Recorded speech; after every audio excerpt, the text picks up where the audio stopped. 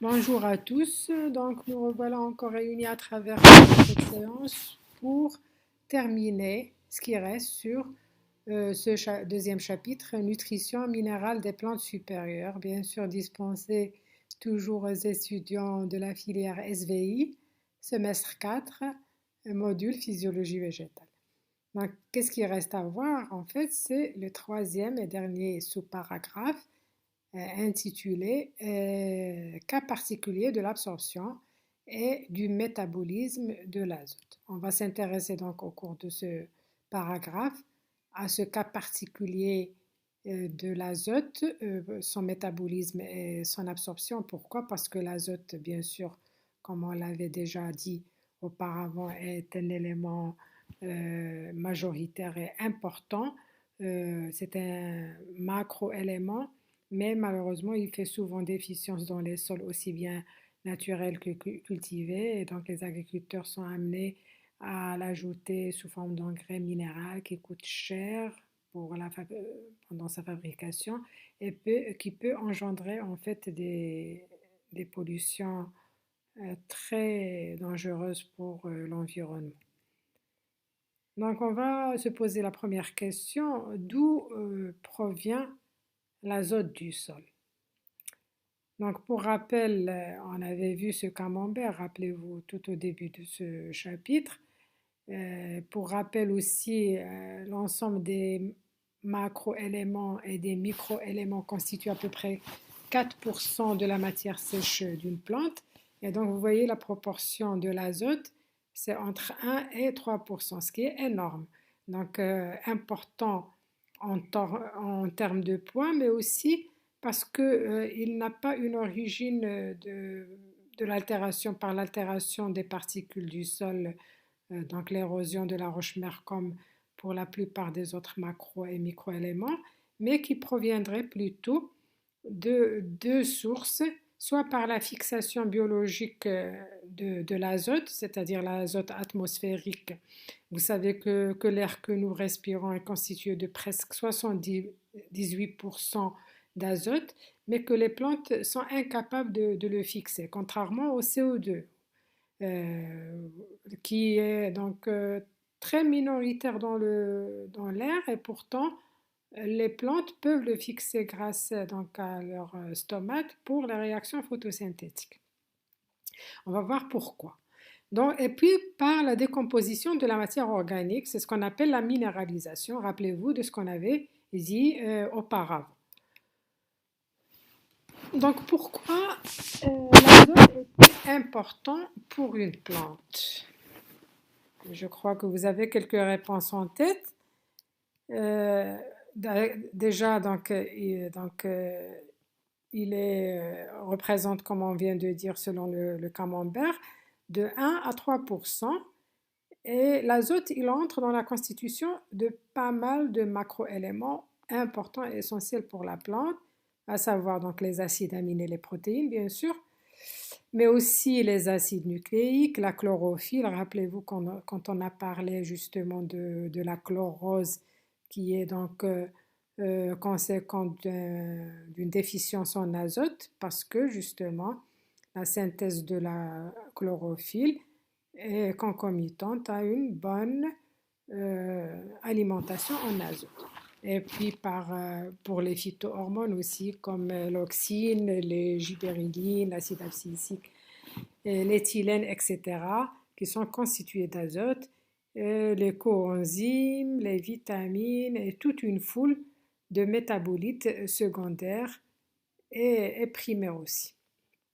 Donc les sources d'azote, c'est bien sûr l'azote atmosphérique qui est majoritaire, comme on l'a dit tout à l'heure, l'ammoniac, l'ammonium, les oxydes nitreux et nitriques sont des particules de l'atmosphère qui proviendraient de certaines pollutions comme la combustion, les gaz d'échappement à certaines centrales électriques, etc. Et ces particules peuvent être déposées dans le sol par les pluies, et quand elles sont absorbées sur certaines particules, donc ils sont déposés dans le sol sous forme de matière sèche, etc. Mais ce que vous voyez en vert, ce sont les seules formes d'azote qui peuvent être absorbées au niveau des racines, soit sous forme d'ammonium, parce qu'en fait, l'ammoniac, il est très volatile et c'est toujours en équilibre avec donc l'ion ammonium, donc l'ammoniac qui va donc se lier à un proton pour donner l'ammonium qui est une forme plus stable que l'ammoniac. Et en plus, comme on va voir à l'instant, c'est que les plantes vont assimiler ces deux formes et c'est pour ça que je l'ai mis en caractère plus grand, c'est surtout les nitrates qui sont le plus absorbés par les racines chez la plupart des espèces végétales. Parce que les nitrates sont en fait repoussés sont très mobiles. Donc, s'ils ne sont pas absorbés au niveau des racines, comme je disais les dernières fois, ils peuvent être lessivés et arriver à la nappe phréatique où ils peuvent engendrer des pollutions vraiment dangereuses. Mais parce que justement les particules du sol ils sont chargées négativement, donc ils sont repoussés, comme je disais. Par contre, l'ammonium, il peut être fixé sur les particules du sol, donc les colloïdes qui sont chargés négativement et donc être disponible à l'absorption racinaire. Donc vous voyez ici donc une autre question en fait qu'on va se poser, pourquoi il y a souvent une déficience en azote pour l'alimentation des plantes? Donc je crois que vous avez quelques réponses en tête. Donc comme on vient de dire, l'air est toujours constitué par une forte proportion en azote, mais les plantes elles sont incapables de le fixer parce que la molécule d'azote est constituée donc par deux atomes d'azote qui sont liés par trois liaisons covalentes très stables, très fortes, et donc il faut fournir une énergie très très importante pour les rompre. Et on va voir pourquoi par la suite. Donc la plupart des plantes vont puiser l'essentiel de leur azote dans le sol sous ces deux formes, les nitrates et l'ammonium. Et c'est surtout, j'insiste là-dessus, c'est les nitrates qui sont préférés et majoritaires par rapport à l'ion ammonium.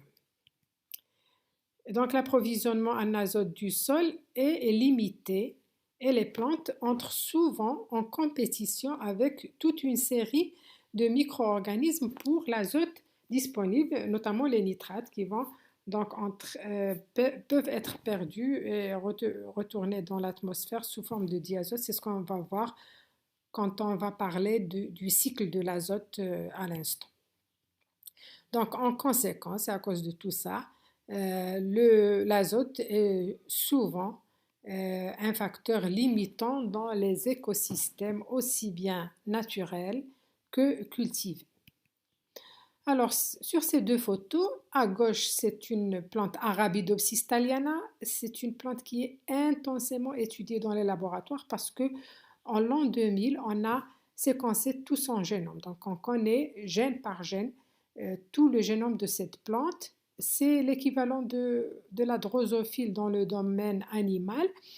Et donc, cette plante qui est donc une crucifère donne la partie aérienne sous forme de rosette que vous voyez ici. Donc, vous voyez, à une faible concentration en nitrate de l'ordre de 3 millimolaires, vous voyez le diamètre de la rosette qui est faible. Quand on va passer à une concentration standard en nitrate de 10 millimolaires, le diamètre va augmenter de façon considérable. Donc le nitrate est vraiment un facteur limitant pour la croissance des plantes.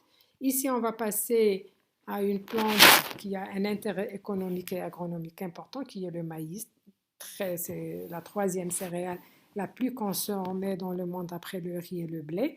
Et donc, vous voyez la taille de l'épi qui est vraiment restreint, très petit, avec un nombre de grains très faible, à une concentration de 3 millimolaires de nitrate. Quand on va passer à une concentration de l'ordre de 12 millimolaires de nitrate, vous voyez la taille du fruit, donc de l'épi, avec un nombre beaucoup plus important en grains, parce que ce qui nous intéresse en céréales, c'est justement le rendement en grains qui est vraiment important du point de vue économique et alimentaire, bien sûr. Ici, on va voir la qualité du blé, qui est donc la céréale la plus consommée chez nous au Maroc. Donc, vous voyez ici avec des concentrations faibles, modérées ou excessives en azote.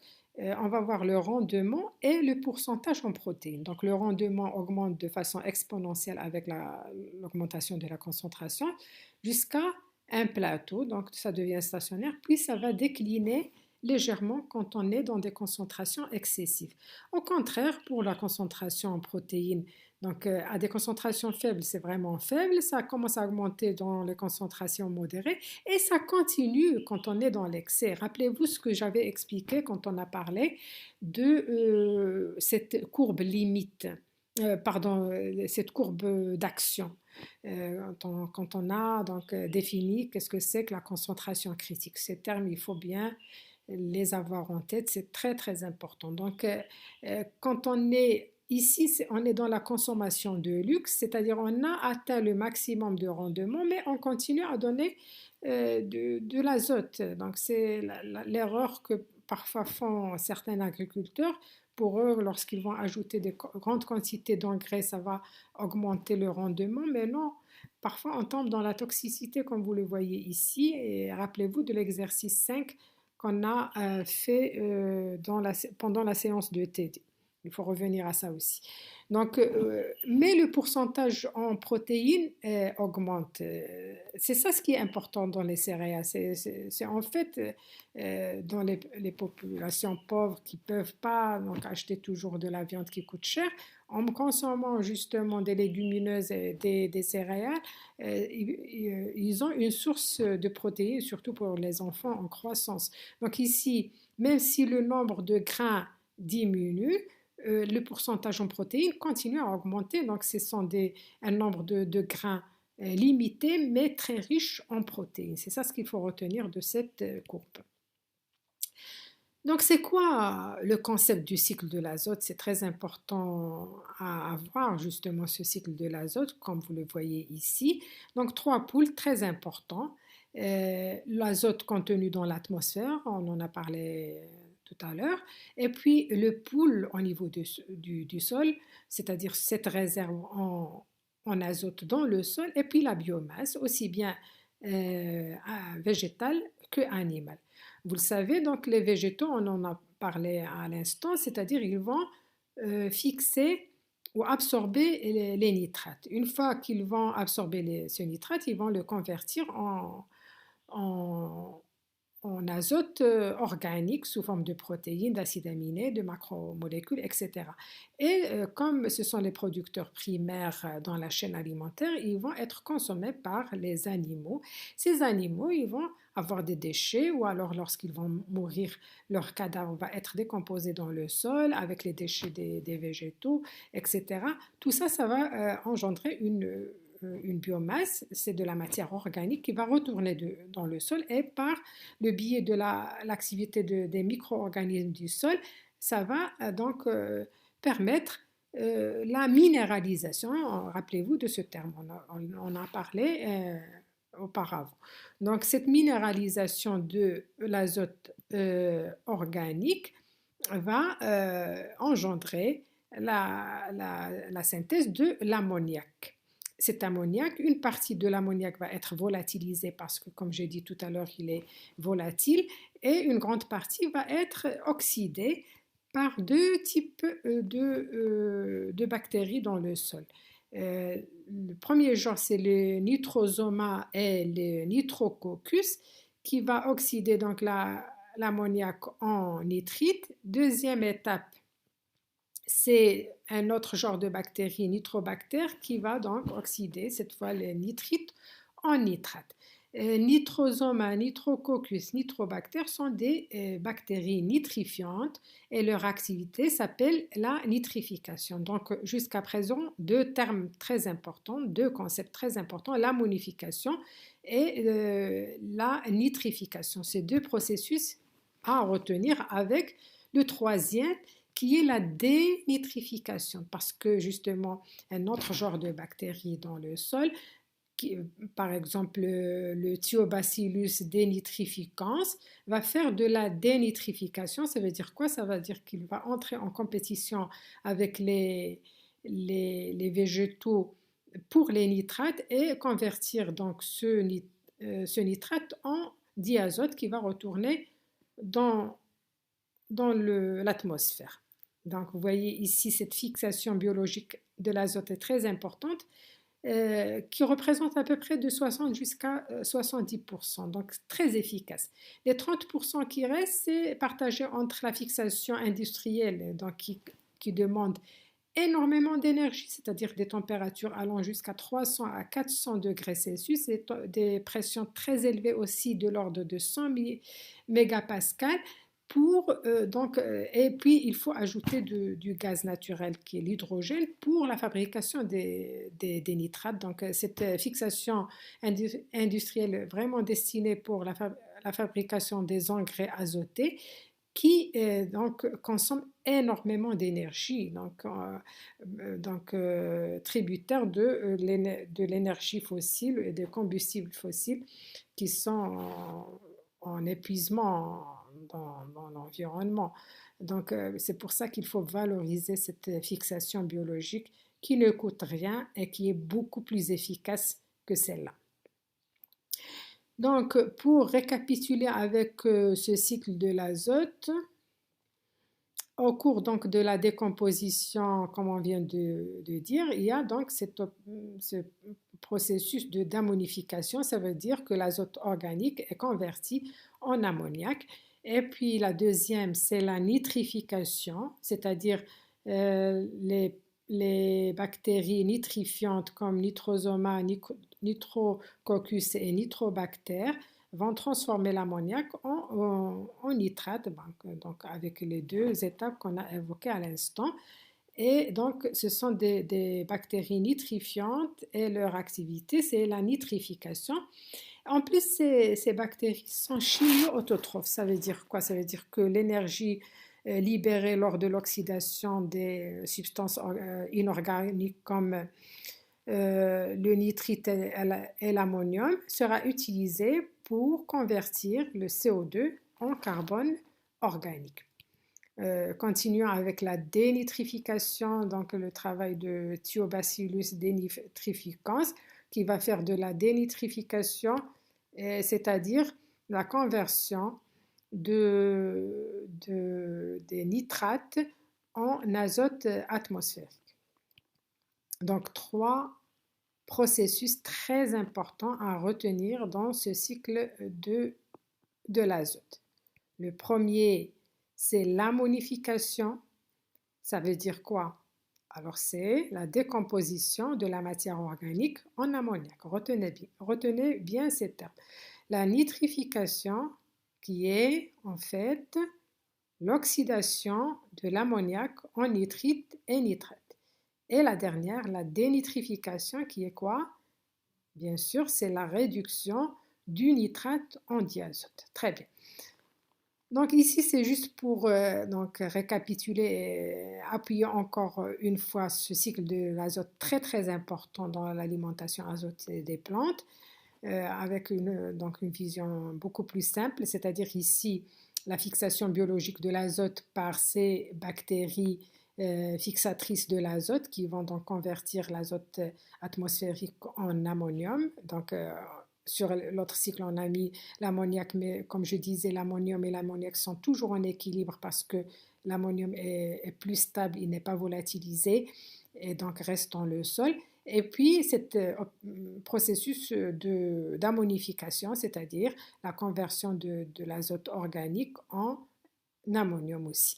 Et puis, ces bactéries nitrifiantes, donc on n'a pas l'étape intermédiaire qui est les nitrites, mais bon, là, c'est la conversion de l'ammonium, en gros, en nitrate. Ce nitrate sera absorbé par les racines. Donc, une fois à l'intérieur des racines, il va être converti en ammonium, puis après, donc, entrer dans la synthèse des acides aminés et véhiculé vers la partie aérienne, soit une partie va donc être utilisée par les bactéries dénitrifiantes qui entrent en compétition avec les racines pour convertir le nitrate en azote atmosphérique.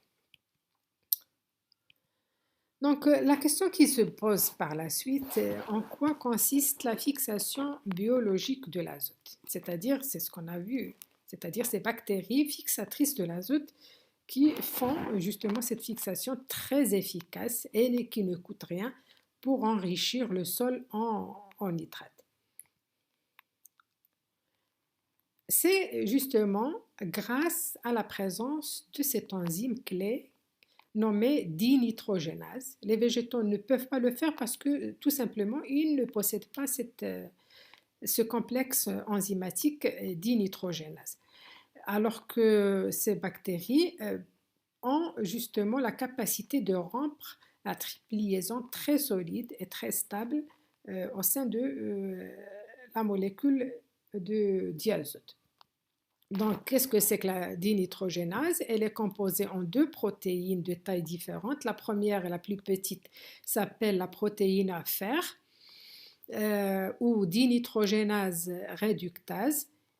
Et la deuxième, plus grande, s'appelle la protéine molybdène fer.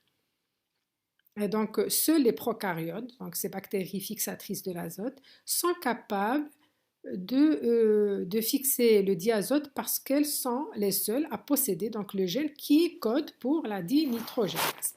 Donc, sur ce schéma très simple, vous voyez l'azote atmosphérique qui peut être converti en ammonium et en ammoniac, donc mais à condition de fournir énormément d'énergie. C'est ce qu'on va voir par la suite. Donc, l'enzyme nitrogénase ou dinitrogénase, vous pouvez trouver les deux appellations, c'est exactement la même chose. Donc, vous voyez ce complexe protéique composé donc de deux métalloprotéines. La première, comme on vient de dire, la protéine fer, et la deuxième, donc qui a une taille beaucoup plus petite que la deuxième, qui a une taille à peu près de l'ordre de 220 kilodaltons, la protéine molybdène fer. Et donc, ce complexe enzymatique va donc fonctionner par des réactions d'oxydoréduction. Le donneur principal d'électrons, c'est la ferredoxine qui est une origine photosynthétique qui va donc réduire la protéine fer qui à son tour va réduire la protéine molybdène fer qui à son tour va réduire la molécule de diazote en deux molécules d'ammoniac et une molécule d'hydrogène.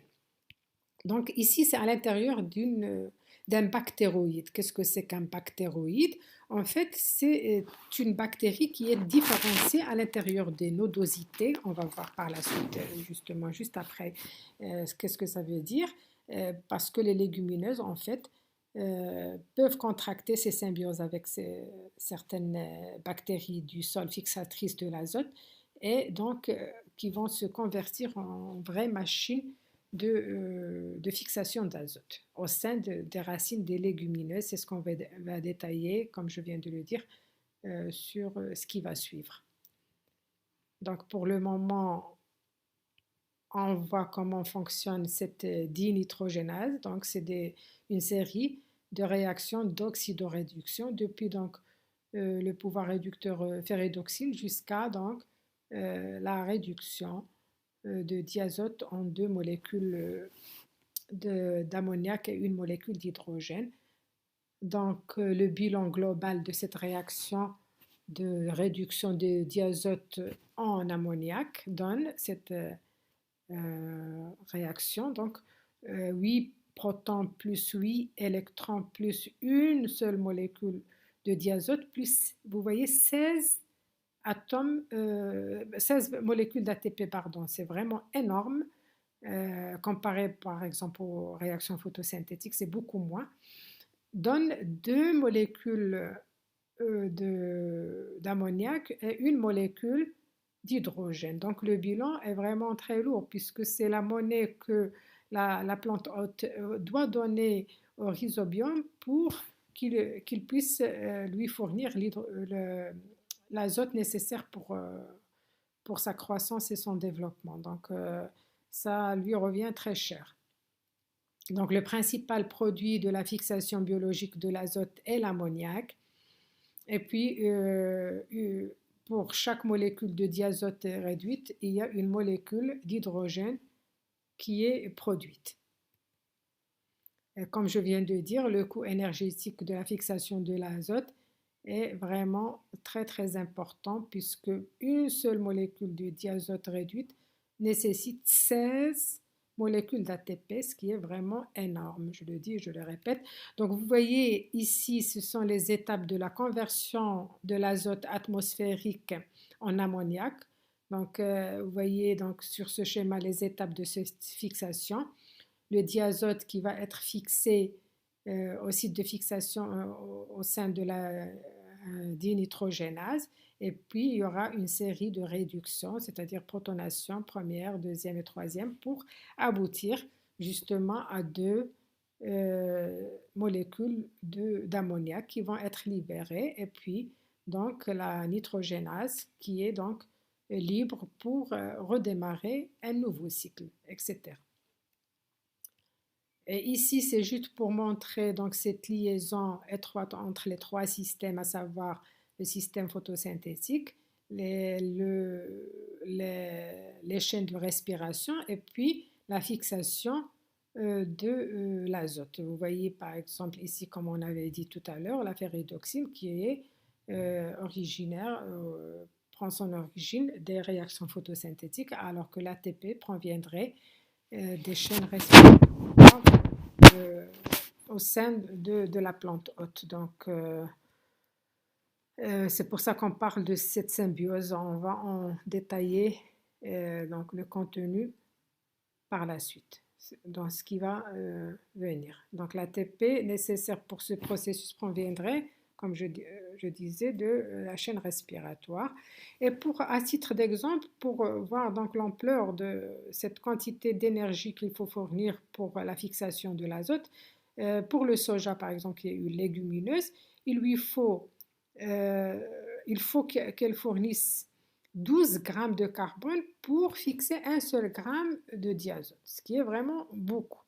Donc, c'est pour ça que l'efficacité, justement, de cette symbiose est très importante à relever et qu'on va détailler donc, dans ce qui va suivre à l'instant. Donc, j'arrête là et je continue sur une deuxième séance qui va suivre celle.